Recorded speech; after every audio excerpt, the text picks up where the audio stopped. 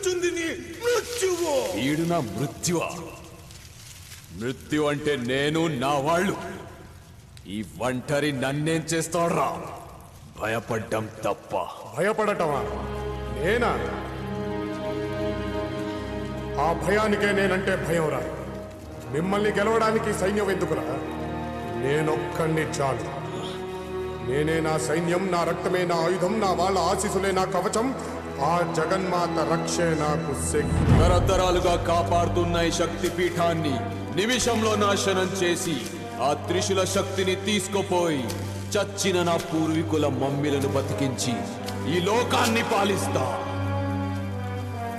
నీ తల నరికి నా భార్యకి కానుకగా ఇస్తా. ఆలయంలో అడుగుపెట్టి ఆ జగన్మాతని నీ కళ్ళు చూసిన మరుక్షణమే అమ్మ మీద ఆన నీ తల నరికి ఆ తల్లికి రక్త